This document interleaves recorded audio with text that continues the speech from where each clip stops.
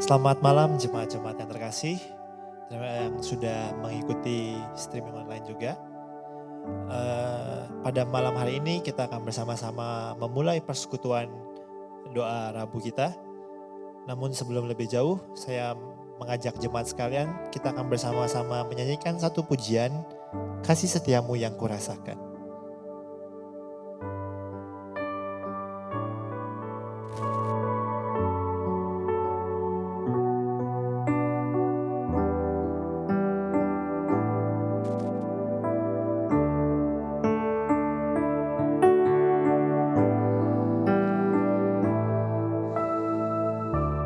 Kasih setiamu yang kurasakan lebih tinggi dari langit biru. Kebaikanmu yang tak kau nyatakan lebih dalam dari lautan. Berkat-Mu yang telah ku terima sempat membuatku terpesona. Apa yang tak pernah ku pikirkan, itu yang Kau sediakan bagiku. Siapakah aku ini, Tuhan? Jadi biji mata-Mu. Dengan apakah ku balas, Tuhan, selain puji dan sembah Kau? Siapakah aku ini, Tuhan? Jadi biji mata-Mu. Dengan apakah ku balas, Tuhan, selain puji dan sembah Kau? Kita sama-sama akan menyanyikan verse 2-nya. Berkat-Mu yang telah ku terima sempat membuatku terpesona. Apa yang tak pernah ku pikirkan, itu yang Kau sediakan bagiku. Siapakah aku ini, Tuhan? Jadi biji mata-Mu. Dengan apakah ku balas, Tuhan, selain puji dan sembah Kau? Siapakah aku ini, Tuhan? Jadi biji mata-Mu. Dengan apakah ku balas, Tuhan, selain puji dan sembah Kau? Siapakah aku ini, Tuhan? Jadi biji mata-Mu. Dengan apakah ku balas, Tuhan, selain puji dan sembah Kau? Siapakah aku ini, Tuhan? Jadi biji mata-Mu. Dengan apakah ku balas Tuhan selain puji dan sembah Kau. Mari jemaat-jemaat sekalian, kita masuk dalam doa. Tuhan Allah Bapa kami yang bertata dalam kerajaan surga, kami sungguh mengucap syukur Tuhan untuk penyertaan-Mu di hari ini, di sepanjang pagi, siang, sore, hingga malam hari ini Tuhan. Sehingga kami dapat bersama-sama Tuhan, berkumpul mengikuti persekutuan doa ini. Kami menyerahkan jalannya persekutuan ini, kiranya Engkau yang memimpin jalannya persekutuan ini. Dan kiranya Tuhan, Engkau yang mempersiapkan setiap hati kami Tuhan, untuk mendengarkan firman-Mu, dan Engkau juga yang mempersiapkan hamba-Mu yang akan menyampaikan firman-Mu, sehingga setiap apa yang disampaikan dapat menjadi rema dalam setiap hati kami. Kami menyerahkan seluruh doa ini ke dalam tangan-Mu, Tuhan Allah Bapa kami yang hidup, Yesus Kristus kami telah berdoa. Amin. Baik jemaat, sebelum kita memasuki perenungan firman Tuhan, saya mengundang sekali lagi untuk kita bersama-sama menyanyikan satu pujian. Tuhan, ini aku.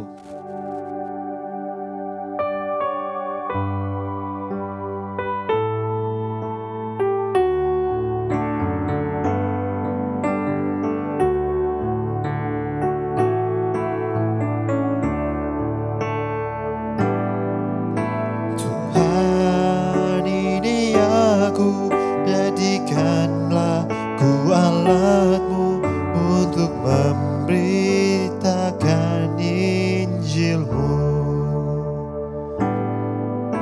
Tuhan, ini aku, jadikanlah ku hamba-Mu untuk melakukan firman-Mu. Penuhi hidupku dengan Roh-Mu, agar ku jadi saksi-Mu. Pakailah hidupku dan urapilah untuk kemuliaan nama-Mu.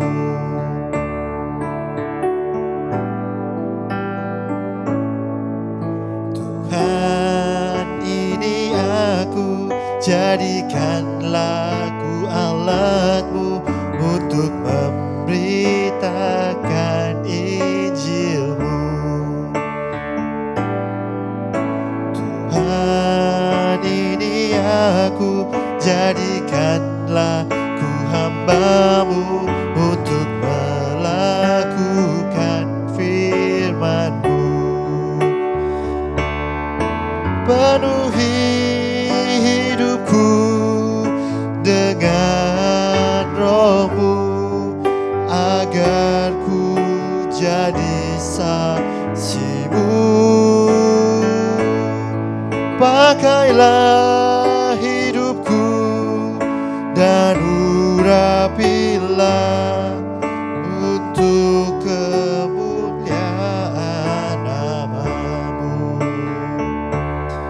Penuhi hidupku dengan Roh-Mu, agar ku jadi saksi-Mu.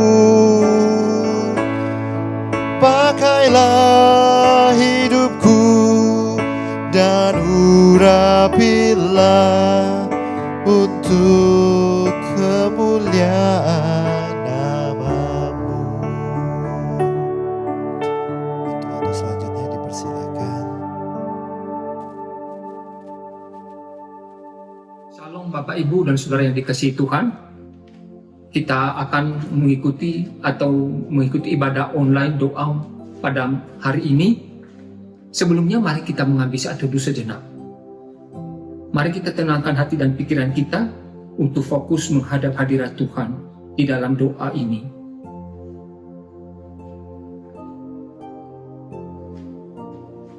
Bapa kami yang di surga, terima kasih waktu yang Tuhan sediakan buat kami.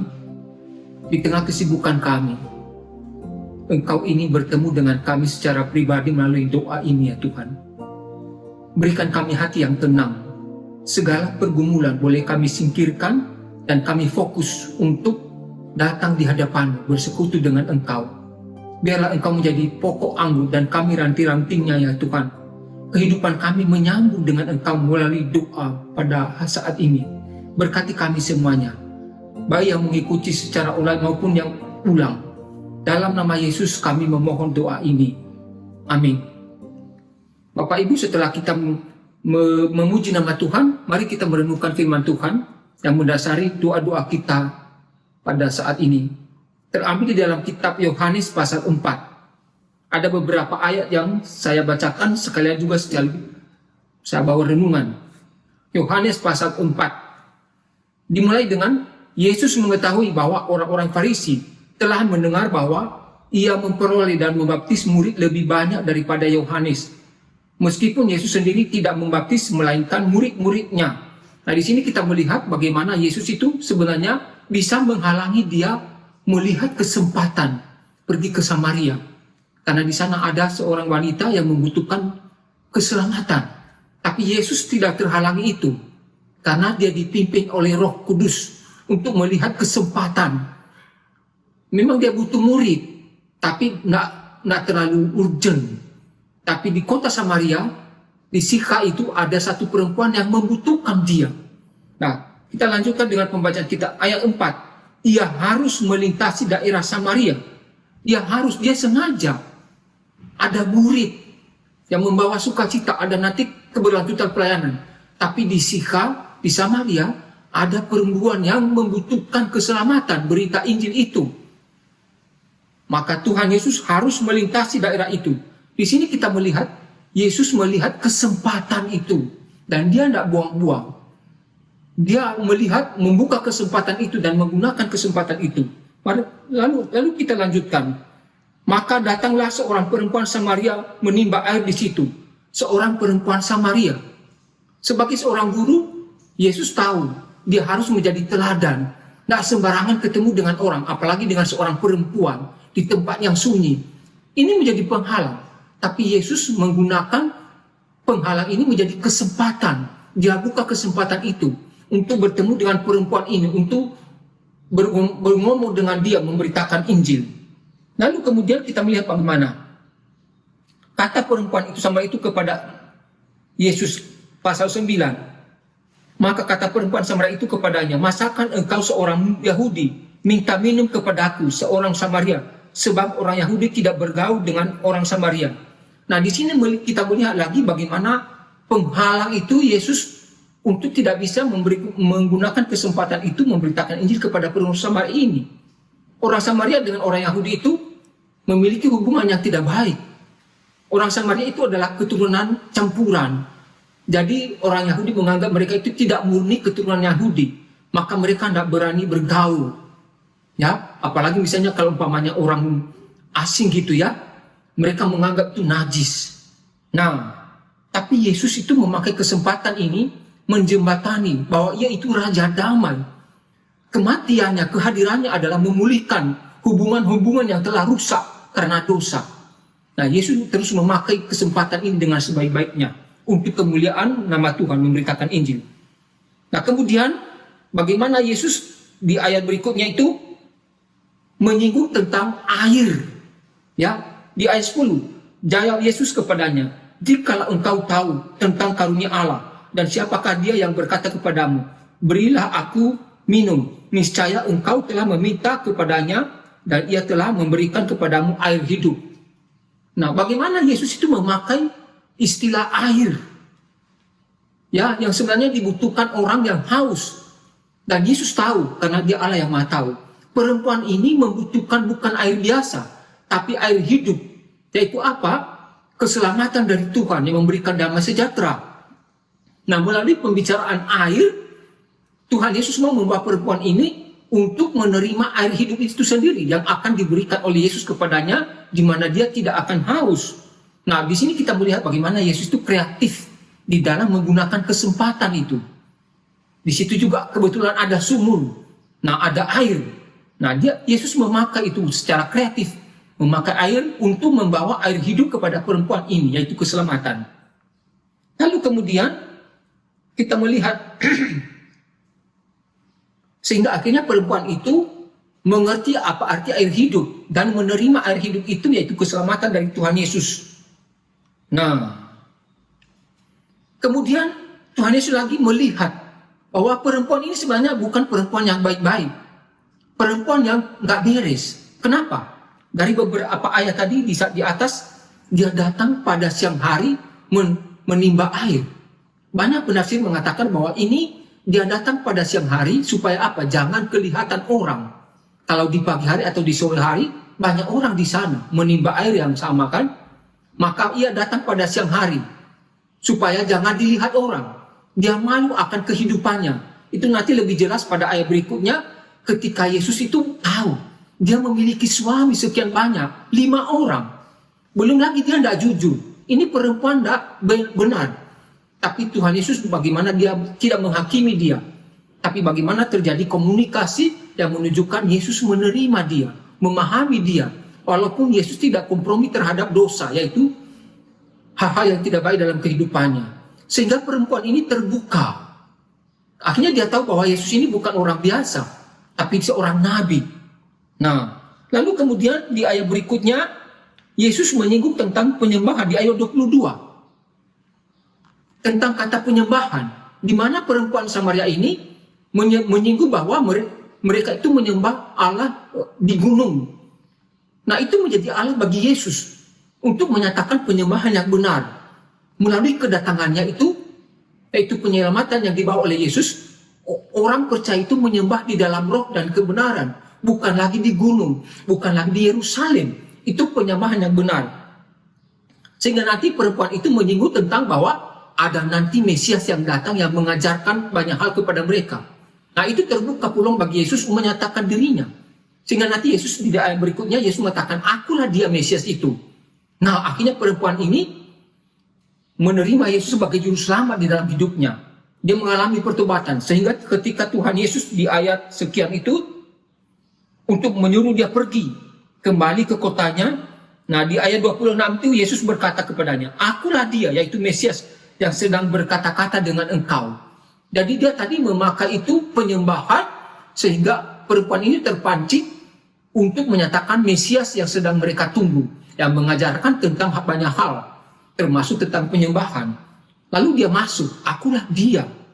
Sehingga murid ini akhirnya dia mengerti ini Tuhan Yesus, Nabi yang dari Allah. Lalu kemudian dia menyuruh perempuan itu pergi. Ayat 28, maka perempuan itu meninggalkan tempayannya dan di situ lalu pergi ke kota dan berkata kepada orang-orang di situ, mari lihat di sana ada seorang yang mengatakan kepadaku segala sesuatu yang telah kuperbuat, mungkin dia Kristus itu. Nah, dia pergi ke kotanya, dia bersaksi. Jadi setelah dia diinjili oleh Yesus, setelah Yesus menyatakan air hidup keselamatan, dia terima. Dan akhirnya dia mengalami perubahan dalam sekejap. Roh Kudus bekerja sehingga hatinya menggebu-gebu, bercerita, bersaksi. Dia pergi ke kota dan menyatakan di sana dia bertemu dengan Yesus yang mungkin dia katakan tadi mungkin Kristus. Nah, perhatikan Bapak Ibu sekalian, bagaimana ibu ini bersaksi setelah dia diubahkan oleh Tuhan, setelah dia menerima juru selamat itu sendiri. Banyak orang Samaria yang datang kemudian menjadi percaya. Dikatakan di dalam ayat 40.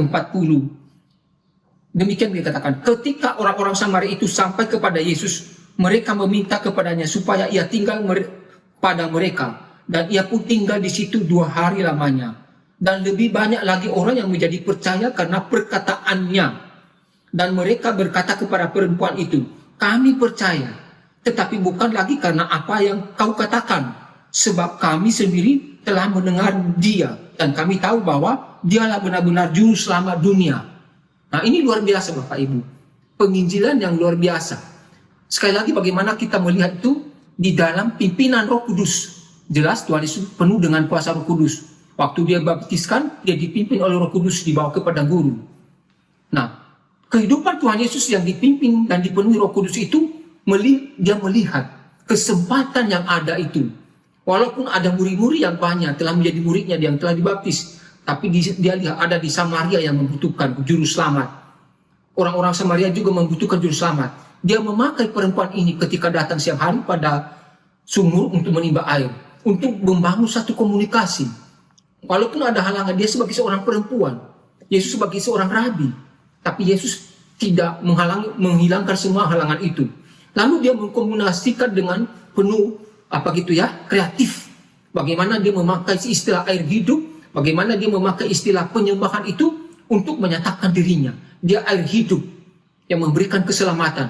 Dia adalah yang menyampaikan penyembahan yang benar itu di dalam roh dan kebenaran karena dia Mesias. Nah Bapak Ibu, sebenarnya kita itu sebagai orang percaya, gereja, kalau kita betul-betul bergantung kepada kuasa Roh Kudus, maka kita akan dipimpin untuk melihat kesempatan itu. Bagaimana kita melihat waktu yang tepat itu untuk memberitakan Injil, di mana tempat yang cocok. Misalnya kalau kita melihat di dalam Kisah Para Rasul, Petrus ketika dia ada di Yope, di dalam pimpinan Roh Kudus, Petrus tahu ada kesempatan bagaimana pemberitaan Injil di sana itu. Bertemu dengan satu orang Yunani. Nah, akhirnya dia pergi ke situ. Ya, begitu juga Paulus. Ketika ada orang-orang yang memanggil dia untuk pergi ke Makedonia, minta dia pergi ke Makedonia. Di dalam pimpinan Roh Kudus dia pergi ke sana. Paulus menghadapi tantangan. Nah, itu sebagai orang Yahudi, tidak mungkin bergaul dengan orang yang bukan Yahudi. Tapi melalui pernyataan yang penglihatannya itu karena pimpinan Roh Kudus, dia pergi ke Makedonia. Dan di sana dia memberitakan Injil, sehingga banyak orang percaya. Nah, gereja, orang Kristen, kalau dipimpin oleh Roh Kudus, kalau dikasih oleh Roh Kudus, maka mereka bisa melihat kesempatan itu. Dan mereka dapat menggunakannya secara kreatif. Kita ini lemah, kita terbatas. Tapi ketika kita dipimpin oleh Roh Kudus, dipenuhi Roh Kudus, maka kita melihat kesempatan itu untuk memberitakan Injil. Dan kita dapat menggunakan itu secara kreatif, sehingga Injil bisa masuk. Banyak orang yang menjadi percaya. Kiranya gereja kita, kiranya kita secara pribadi, dipakai oleh Tuhan. Mari kita bergantung kepada Roh Kudus dan memohon pimpinannya agar kita boleh kreatif menggunakan itu sehingga menjadi maksimal. Kiranya Tuhan menolong kita. Mari kita tutup di dalam doa dan beberapa pokok doa. Bapa kami yang di surga, terima kasih untuk firman-Mu hari ini. Bagaimana kami sebagai gereja, bagaimana kami sebagai orang percaya, setelah Engkau menyelamatkan kami harus bergantung kepada pimpinan Roh Kudus. Kami harus dikuasai Roh Kudus, sehingga kami melihat kesempatan yang kadang-kadang begitu sempit. Kalau itu berlalu, maka tidak bisa lagi kembali. Tuhan tolong kami. Biarlah di dalam pimpinan Roh Kudus ya Tuhan, di dalam pimpinan-Mu, kami melihat kesempatan yang Tuhan berikan kepada kami masing-masing. 24 jam kami menghidupi ini. Sering kesempatan itu berlewat begitu saja, karena kami tidak jeli, karena kami tidak bergantung pada kuasa Roh Kudus. Begitu juga gereja kami di tengah-tengah Pulau Bali ini. Biarlah gereja kami melihat kesempatan itu Tuhan berikan. Dan Roh Kudus yang memimpin kami, agar di dalam waktu yang sangat sempit ini, kami kreatif menggunakannya, sehingga kami maksimal memberitakan Injil. Kadang-kadang kami terbatas ya Tuhan, tetapi Roh Kudus yang memimpin kami, memberikan hikmat, sehingga kami menjadi orang-orang yang kreatif, menggunakan apa saja yang istilah dan apa saja yang ada di sekitar kami, sehingga kami dipakai oleh Tuhan. Bapak Surgawi, kami bersyukur. Gereja kami memiliki beberapa pos PI. Salah satunya sudah menjadi gereja yang dewasa. Bagaimana kami melihat kesempatan itu ada Tuhan berikan di Denpasar Selatan, kemudian di Singaraja, kemudian di Papua, di Karyasari, dan terakhir di Tabanan dan ECS. Terima kasih ya Tuhan. Kami menangkap kesempatan itu sehingga gereja kami membuat sedang ada pos PI dan terus mengerjakan pekerjaan Tuhan. Terima kasih juga di dalam waktu yang ada, Tuhan memimpin dengan kuasa Roh Kudus. Gereja kami kreatif memakai segala apa saja yang ada. Ada ibadah yang dilakukan di hotel, ada yang ibadah yang dilakukan di dalam perumahan, sehingga kesempatan itu begitu dimaksimalkan. Terima kasih ya Tuhan. Pimpin kami terus, jadikan kami sebagai alat. Kami berdoa juga bagi majelis bidang misi. Di dalam segala apa yang dilakukan, gereja kami ada satu kegiatan misi di daerah Jawa Timur.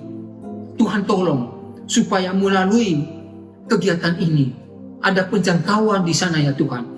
Ada jiwa-jiwa seperti perempuan Samaria di sana yang sebenarnya membutuhkan juru selamat berita Injil. Berikan kami satu hati yang terus berkobar-kobar untuk melayani Engkau di sana ya Tuhan. Engkau yang mencukupkan segala apa yang dibutuhkan di sana. Ada hamba-Mu yang sedang melayani di sana, Engkau urapi dengan kuasa Roh Kudus dan pakai dia sekeluarga untuk menjadi Allah di tangan-Mu. Begitu juga ya Tuhan, kami menyerahkan pos-pos PI yang sedang ada di sini, ada di Pupuan, ada di Keriasari, ada di Tabanan, ada di Singaraja. Pakai hamba-hamba Tuhan di sana, pakai jemaat yang sudah percaya kepada Engkau. Kehidupan mereka biar berbicara secara tidak langsung ya Tuhan, sehingga orang-orang yang ada di sana sungguh melihat kemuliaan Tuhan seperti jemaat mula-mula. Bagaimana kehidupan jemaat mula-mula setelah diubahkan, ada kemuliaan Tuhan yang boleh bercahaya di sana, sehingga semua orang menyukai mereka, dan kemudian menarik banyak orang percaya menjadi percaya kepada Engkau. Tolong gereja kami di Denpasar ya Tuhan. Engkau tempatkan di kota Denpasar ini bukan kebetulan, tapi ada rencana Tuhan di dalamnya. Begitu juga pos-pos PI yang Tuhan tempatkan di daerah masing-masing. Pakailah sebagai alat-Mu. Bapak Surgawi, kami berdoa juga bagi jemaah di tengah-tengah keberadaan yang mereka unik masing-masing, baik pos PI maupun jemaah di dalam lingkungan itu masing-masing. Ada yang Tuhan anugerahkan kedewasaan rohani yang lebih dulu Tuhan bentuk. Ada juga yang masih di dalam proses pertumbuhan.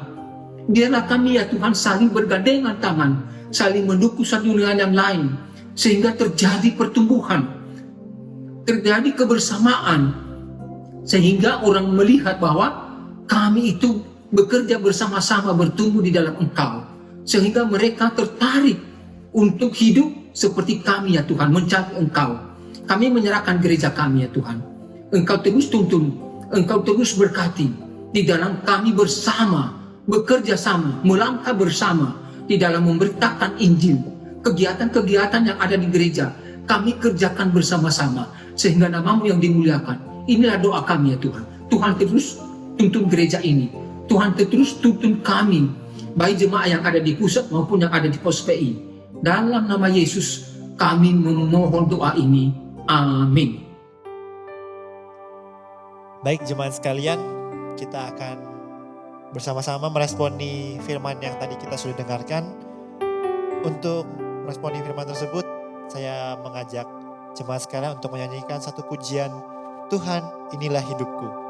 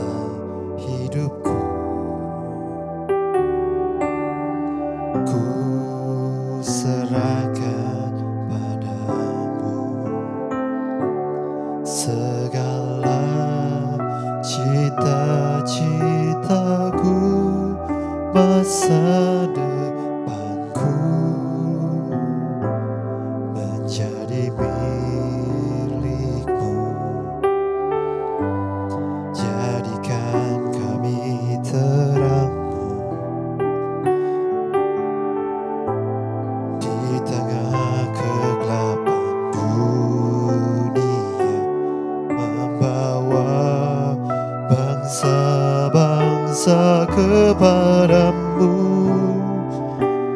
Tuhan, ini kerinduanku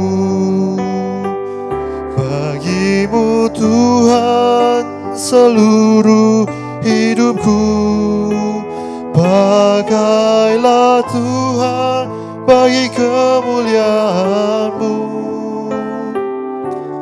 genapi seluruh rencana-Mu sampai bumi penuh kemuliaan.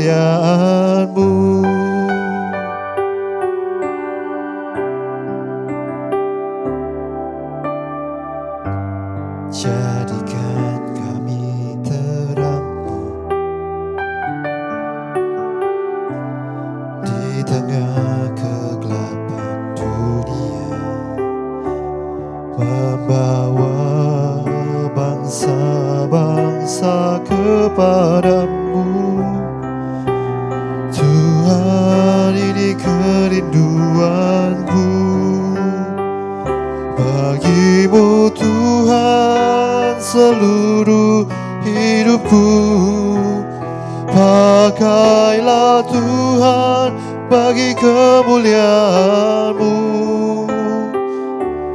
Genapi seluruh rencana-Mu, sampai bumi penuh kemuliaan-Mu.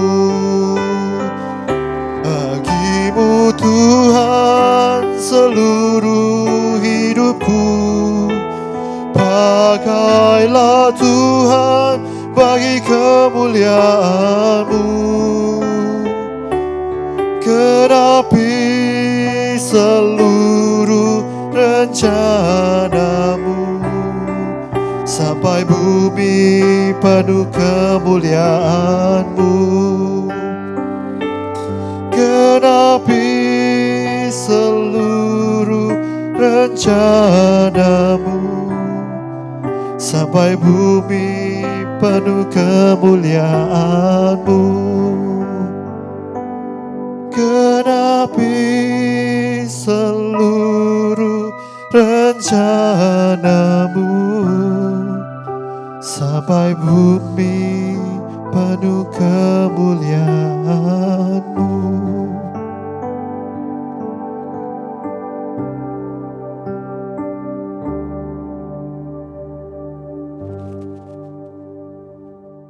Bapak Ibu, mari kita mengakhiri doa ini dengan menerima berkat. Mari kita menerima berkat. Terima kasih ya Tuhan untuk firman-Mu. Sekarang kami mau pulang. Sebelumnya kami mau menerima berkat dari Engkau. Jemaat yang dikasihi Tuhan, terimalah berkat. Damai sejahtera dari Allah Bapa, kasih daripada Yesus Kristus, pertolongan Roh Kudus yang memampukan kita menjadi peperanjangan Tuhan untuk memakai kesempatan dan kreatif untuk memberitakan Injil dari sekarang sampai akhir hidup kita. Amin.